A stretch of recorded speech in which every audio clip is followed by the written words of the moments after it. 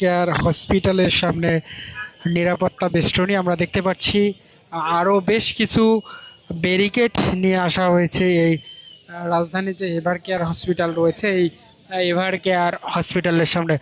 আপনারা দেখতে পাচ্ছেন এখানে দলীয় নেতাকর্মীর যে উপস্থিতি এবং বিভিন্ন ইউনিটের বিভিন্ন পর্যায়ে নেতাকর্মীরা কিন্তু রাজধানীর এভার কেয়ারে আসছেন বেগম খালেদা জিয়ার শারীরিক অবস্থার খোঁজ খবর নেওয়ার জন্যই নেতাকর্মীরা কিন্তু ভিড় করছেন এই এভার কেয়ার হসপিটালের সামনে, যার কারণে আইন শৃঙ্খলা বাহিনীদের একটু বেগ পেতে হচ্ছে। এবং আমরা দেখেছি গতকাল থেকে এখানে কড়া নিরাপত্তার ব্যবস্থা গ্রহণ করা হয়েছে এবং অন্তর্বর্তীকালীন সরকারের পক্ষ থেকে বাংলাদেশের সবচেয়ে গুরুত্বপূর্ণ ব্যক্তি হিসেবে কিন্তু ঘোষণা করা হয়েছে সাবেক প্রধানমন্ত্রী বেগম খালেদা জিয়াকে রাষ্ট্রের গুরুত্বপূর্ণ ব্যক্তি হিসেবে ঘোষণা করা হয়েছে। এরপরেই আমরা দেখেছি এই এভার কেয়ার হসপিটালের সামনে এসএসএফ বাহিনীর যে সদস্য তাদের একটি প্রতিনিধি টিম কিন্তু এভার কেয়ার হসপিটালের সামনে প্রবেশ করেছেন এবং সার্বক্ষণিক তারা তত্ত্বাবধান করছেন ভিতরের পরিবেশ এবং বাহিরের পরিবেশ।